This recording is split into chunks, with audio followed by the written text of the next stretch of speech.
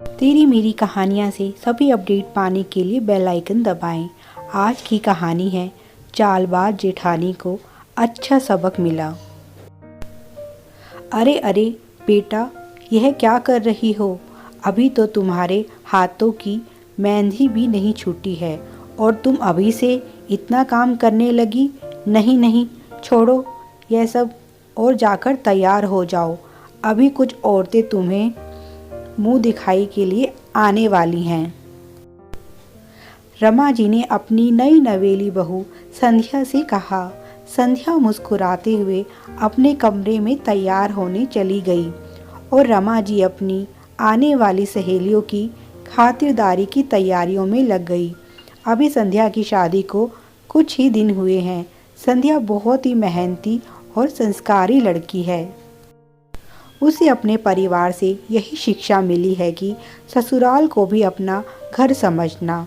तुम जितना प्यार दोगी वे लोग भी तुम्हें उतना ही सम्मान देंगे और कभी किसी तरह की कोई शिकायत का मौका मत देना किसी को भी। इसी सोच के साथ संध्या ने नए नए सपनों के साथ अपने ससुराल में प्रवेश किया है। संध्या के परिवार में ससुर जी, सासू माँ, पति, जेठ जेठानी और एक ननद है। ननद स्नेहा तो उसकी पक्की दोस्त बन गई है। संध्या ने सोच लिया है कि वह जाते ही सबका मन जीत लेगी और किसी को कोई शिकायत का मौका नहीं देगी। जेठानी और ननद तो अभी सोकर भी नहीं उठे हैं, पर संध्या सुबह जल्दी उठ गई और नहा धोकर पूजा करने के बाद रसोई में सबका नाश्ता बनाने लगी। आवाज़ सुनकर उसकी सासू माँ भी वहाँ आ गई और उन्होंने उसे काम करने से रोका। अभी भी कुछ मेहमान हैं जो रुके हुए हैं। बुआ जी ने तो उसकी तारीफ करते हुए उसकी सास से कहा, बहू तो तुम एकदम हीरा ढूंढकर लाई हो। संध्या की सास भी कहती है, हमारे तो भाग्य खुल गए, लगता है जैसे साक्षात लक्ष्मी जी घर आ गई हैं। संध्या को भी अपनी तारीफ सुनना बहुत अच्छा लग रहा है, पर कोई है जिसे संध्या की यह तारीफ अच्छी नहीं लग रही और वह है संध्या की जेठानी निशा। संध्या देख रही है कि कैसे जब लोग उसकी तारीफ कर रहे हैं तो निशा का चेहरा तमतमा जाता है। निशा को संध्या की तारीफ सुनकर मन ही मन बहुत गुस्सा आ रहा है कि कैसे सब उसकी तारीफ करने में लगे हुए हैं। उसे तो जैसे सब भूल ही गए हैं।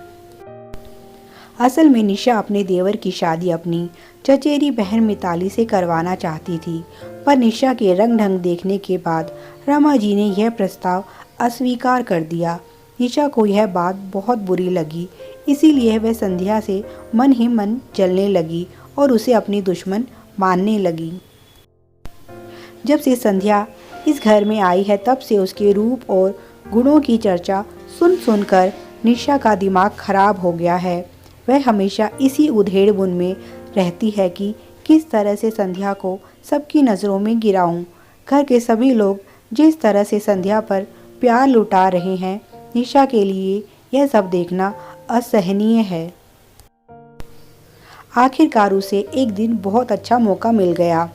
एक दिन रमा जी को अपनी सहेली के यहाँ जाना था, तो उन्होंने संध्या से कहा कि बहू मेरी साड़ी को प्रेस कर दो। संध्या ने साड़ी प्रेस कर दी और फिर रसोई के काम में व्यस्त हो गई। निशा ने देखा कि यह अच्छा मौका है और उसने अपनी सास की साड़ी जला दी और फिर से उसी तरह से तय करके रख दी। जब रमा जी ने साड़ी खोलकर देखी तो उन्होंने संध्या को तुरंत बुलाया और उसे डांटते हुए कहा, बहू यह क्या किया तुमने? मेरी साड़ी जला दी। तुम्हें पता है यह मेरी सबसे फेवरेट साड़ी है। संध्या तो डर के मारे कांपने लगी। उससे कुछ कहते नहीं बन रहा था। तभी वहाँ निशा भी आ गई और आग में घी डालने लगी। हाय, यह क्या कर दिया संध्या तुमने? यह तो मम्मी जी की फेवरेट साड़ी है। सच सच बताओ, तुमने यह सब जानबूझकर किया है ना? क्योंकि कल मम्मी जी ने तुम्हें दाल में ज़्यादा नमक डालने पर डांट जो दिया था। हे भगवान, तुम इतनी सी डांट भी बर्दाश्त नहीं कर सकी। ऐसे बड़ों की बात का बुरा थोड़ी ना मानते हैं। बड़ों की डांट में भी प्यार छुपा होता है। मम्मी जी ने तो जो कुछ कहा था तुम्हारी भलाई के लिए ही तो कहा था।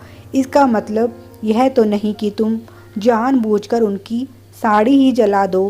तभी वहाँ पर स्नेहा आती है और कहती है, बस करो भाभी, और कितना झूठ बोलोगी। वह कहती है, माँ, संध्या भाभी ने कुछ नहीं किया, यह सारा किया धरा बड़ी भाभी का है। यह सुनकर निशा रोने लगती है। हे भगवान, मुझे उठा ले, यही दिन देखने के लिए जिंदा हूँ क्या?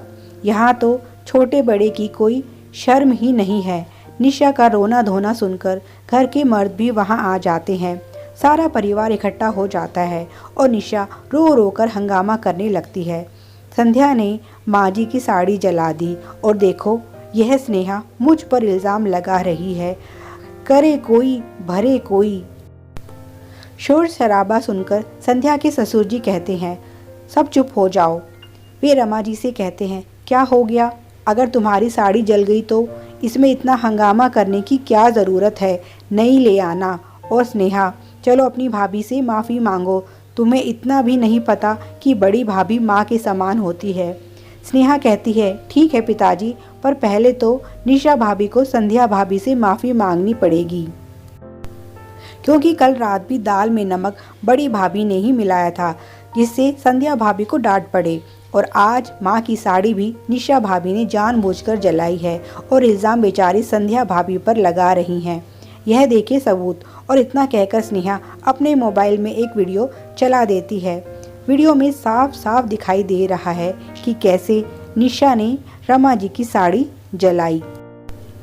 निशा की बोलती बंद हो जाती है। स्नेहा कहती है, रात को मैंने और संध्या भाभी ने निशा भाभी को दाल में नमक मिलाते हुए देख लिया था, पर कोई सबूत न होने के कारण हम चुप रहे। यह तो आप सबको पता ही है कि निशा भाभी संध्या भाभी को बिल्कुल भी पसंद नहीं करती हैं और इसीलिए वे इस तरह की घटिया हरकतें करके संध्या भाभी को सबकी नज़रों में गिराना चाहती हैं। सब देख सुनकर बड़े भैया आगे बढ़ते हैं और निशा भाभी को 2 थप्पड़ लगाते हैं। यह देखकर ससुर जी उन्हें रोक देते हैं और कहते हैं, बेटा, तुम कब से हमारे दिए संस्कार भूल गए? क्या तुम्हें नहीं पता हमारे घर में औरतों का कितना मान सम्मान होता है? यह सुनकर निशा ससुर जी के पैर पकड़ लेती है और माफ़ी मांगने लगती है। पिताजी, मुझे माफ़ कर दीजिए, मैं आगे से कभी ऐसा नहीं करूँगी। मैं गुस्से और जलन में अंधी हो गई थी, इसीलिए ऐसी मूर्खता कर बैठी। आप मुझे माफ़ कर दीजिए। और वह सबसे माफ़ी मांगती है। कहाँ निशा संध्या को सबकी नज़रों में गिराने चली थी और खुद ही पूरे परिवार की नज़रों में गिर गई।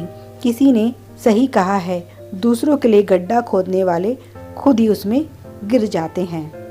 Thanks for watching. Please like, share and subscribe.